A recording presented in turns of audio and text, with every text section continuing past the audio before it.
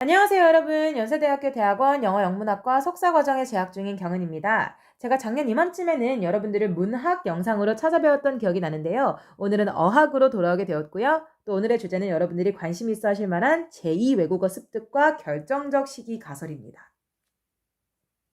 목차는 다음과 같습니다. 우선 제2 외국어 습득이 무엇인지 개념을 간략히 설명드리고 또 오늘의 메인 주제인 Critical Period Hypothesis, 다시 말씀드려 결정적 시기 가설과 또 그것을 설명함에 있어서 절대 빼놓을 수 없는 좌반구화 현상에 대해서 설명을 드릴 예정입니다. 그리고 마지막으로는 결론까지 말씀드리며 영상을 마무리해보고자 합니다. 우선은 SLA입니다. SLA는 약어인데요. Second Language Acquisition의 줄임말로 한국어로 말씀드리자면 제2 외국어 습득이 되겠습니다. 그런데 이 제2 외국어라는 것은 다른 말로도 표현이 가능한데요. 우선 제2, 즉슨 추가로 배우게 되는 언어라고 해서 additional language라고 말씀드릴 수 있을 것 같고요. 또 추가로 배우는 언어인 만큼 모국어가 아닌 경향이 많겠죠. 그래서 non-native language라고도 말씀드릴 수 있을 것 같습니다. 마지막으로는 이 모국어가 아닌 다른 언어를 배움에 있어서는 여러분들이 좀 어떤 목표의식을 가지고 배우시는 경우도 많으시죠? 예를 들어 난 이걸 꼭 해내고 말겠어. 이 언어를 꼭 배우고야 말겠어. 같은 목표의식이 발생하잖아요. 그래서 저희가 목표 언어라 하여 target language라고도 부르기도 합니다. 저는 이 영상을 통틀어서 내도록 target language 혹은 TL이라는 표현을 통해 제2 외국어를 말씀드릴 예정입니다. 그런데 여러분들 이 제2 외국어를 학습하는 것과 습득하는 것은 조금 다른데요. 저희가 오늘 배우게 되는 영역은 습득이기 때문에 이것을 학습과 조금 분리해서 생각하실 필요는 있습니다. 이 습득과 학습이 어떻게 다른지는 제가 영어로 적어 두었는데 사실 한국어로 더 간략하게 말씀드릴 수 있을 것 같아요. 습득은 예를 들어 영어를 기준으로 삼을게요. 영어의 습득은 어떻게 일어나느냐? 습득은요. 미국에 가시면 습득이 일어납니다. 학습은 대한민국에 계시면 학습이 일어납니다. 그러니까 쉽게 말해서 무슨 말인지 이해하셨죠? 습득은 그 영어를 모국어로 하는 그 나라에 가서 내가 완전히 흡수되어서 자연스럽게 혹은 조금 어렵게 말씀드리면 잠재의식적으로 체득, 체화, 습득하는 것을 의미하고요. 학습은 반대로 모국어가 아닌 곳에서 조금 더 체계적으로 정리하면서 선생님의 어떤 가이드를 받으면서 그렇죠? 시험 보면서 그렇게 의식적으로 배우게 되는 것을 저희가 학습이라고 부릅니다. 여러분들은 어느 쪽인지 궁금한데 저는 학습 쪽이었습니다. 네. 자, 그리고 오늘의 메인 주제인 CPH로 넘어가도록 하겠습니다. CPH 역시 약자인데 제가 여기 점을 빼먹었죠? 자, CPH는 무엇의 약자이냐? 바로 Critical Period Hypothesis. 의 약자로 한국어로 풀어 말씀드리면 결정적 시기 가설 정도로 얘기할 수 있을 것 같은데요. 이 결정적 시기라는 말에서 눈치를 채셨겠지만 약간 인생은 타이밍이다. 의 영어 학습 혹은 습득 버전이라고 생각을 하시면 됩니다. 그래서 정말 말 그대로 영어를 습득함에 있어서 조금 용이하게 잘 원활하게 쉽게 습득을 하려면 어떤 결정적인 시기가 있고 그 시기 안에 이루어지는 게 좋다라는 이야기예요. 근데 그 시기가 여자의 경우에는 만 12세고 남자의 경우에는 만 14세로 대체적으로 사춘기 전까지는 사춘기 전까지가 요 시기에 해당을 하고 요 시기 안에 미국이든 영국이든 영어로 치자면 그 영어를 모국어로 하는 나라에 가셔서 이제 배우게 하심이 가장 좋다라는 이야기를 하는 건데요. 이 특정 시기 동안에는 뇌가 굉장히 유연한 상태이기 때문에 언어를 보다 잘 배울 수 있다고 합니다, 여러분. 근데 이 시기가 지나버리면 언어를 처리는 할 수 있어요. 물론 학습할 수 있습니다. 할 수는 있지만 뇌가 이전만큼 유연하지는 않기 때문에 아무래도 다소간의 어려움이 따를 수는 있습니다. 이게 왜 그렇게 되는 건지 조금 더 자세하게 설명을 드리려면 저희 생물 발달에 관련해서도 제가 잠깐 짚어야 하는데요. 그게 바로 lateralization, 한국어로 얘기하자면 좌반구화입니다. 좌반구화라는 것은 우리 한국인들이 또 그쵸, 이 알쓸신잡이 많잖아요. 그래서 제가 겪어본 다양한 사람들 중 많은 사람들이 이 언어를 관장하는 건 양반구 중 좌반구다라는 사실을 많이들 알고 계세요. 근데 요 사실까지는 모르시는 것 같아요. 언어를 관장하는 게 좌반구인 건 맞습니다만 사실 어릴 때는 양반구가 언어 처리를 도와주거든요. 그래서 언어 처리 기능이 양반구에 모두 포진이 되어 있고 그렇기 때문에 굉장히 활성화되어 있고 잘 일어나요. 그래서 어릴 때일수록 언어를 더 잘 빠르게 배우게 되는 거예요, 여러분. 그런데 이것도 그 시기가 있습니다, 여러분. 언제까지냐? 바로 방금 전에 말씀드렸던 사춘기까지고 그 이후로는 언어 처리를 처리 습득을 도와주는 이 언어를 관장하는 죄송해요. 언어를 관장하는 영역은 완전히 좌반구로 몰리게 됩니다. 그래서 이 정리를 하자면 좌반구와는 뇌의 언어 처리 기능이 양반구에서 좌반구로 집중되는 경향으로 이로 인해서 언어 학습의 유연성이 줄게 되는 거죠. 초기에는 양반구가 함께 언어를 처리해주니까 학습이 빠르고 유연한데 좌반구화 이후에는 좌반구가 중심 역할을 맡고 우반구의 관여가 확연히 줄어들면서 언어 학습이나 이 적응 능력이 다소간에 감소한다는 것입니다. 그래서 이 결정적 시기를 설명함에 있어서 우리 생물학적 발달의 설명을 빼놓을 수가 없지요. 그러고서 이제 결론으로 넘어가려고 하니까 왠지 여러분들이 이렇게 말씀하실 것 같은 거예요.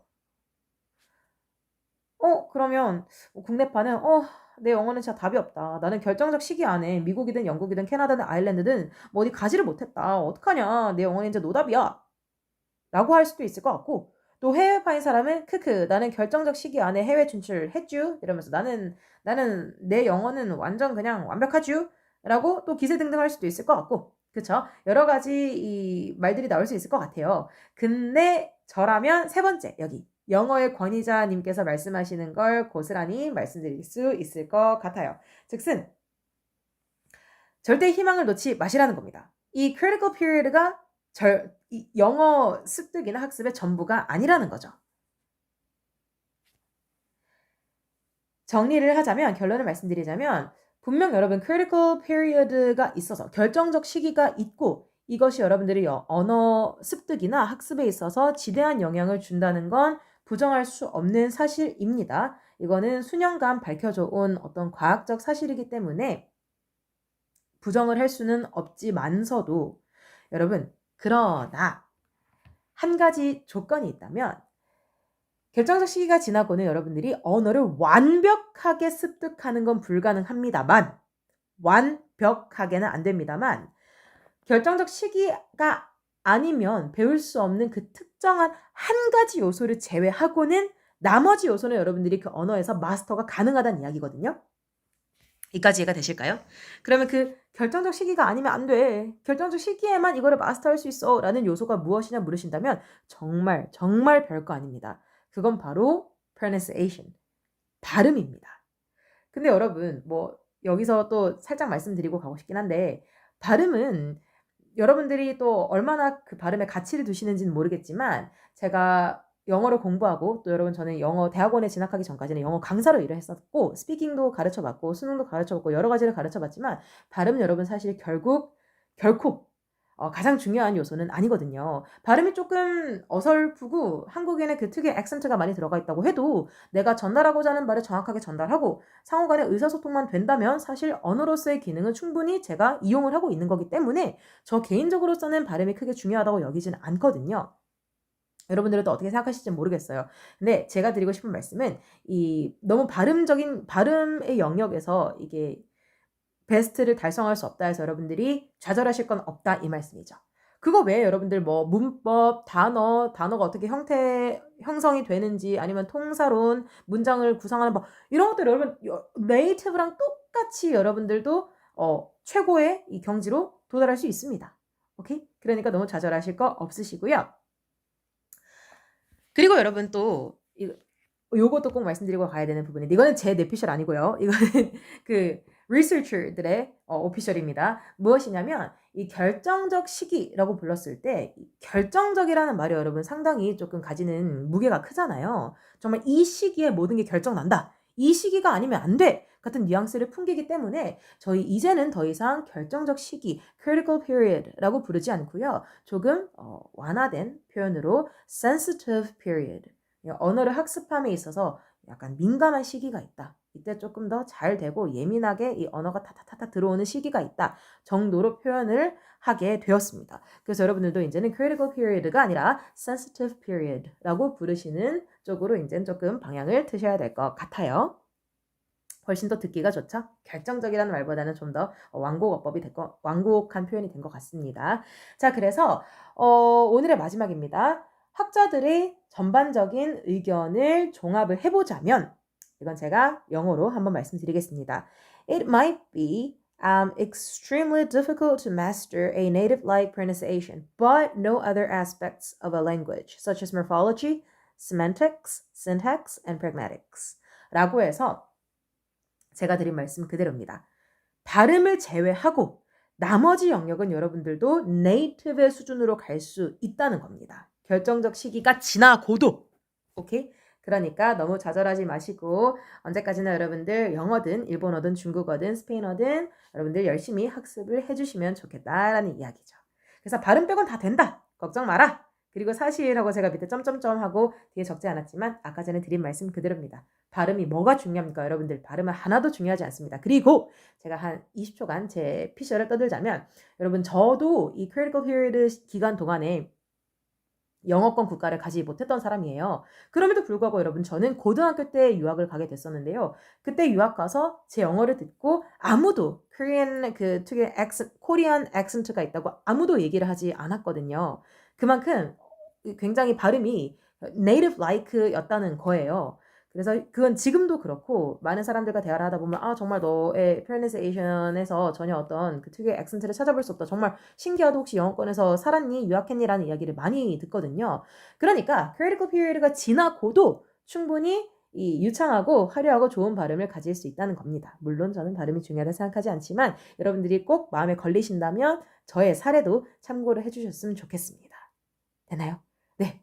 이렇게 오늘의 영상 마무리할 수 있을 것 같고 제가 중간에 말을 조금 버벅거렸었더라도 여러분들 이해해 주시기를 부탁드리며 사실은 여러분들 이 영상 찍느라고 제가 2시간 반이 걸렸는데 그간에 얼마나 많은 NG를 냈는지 모릅니다. 하지만 여튼 성공적으로 지금 촬영을 했기 때문에 여기서 마무리하도록 하겠습니다. 다들 2025년 새해 복 많이 받으시고 즐거운 영어 학습, 즐거운 영어 습득 되시길 바랍니다. 안녕히 계세요.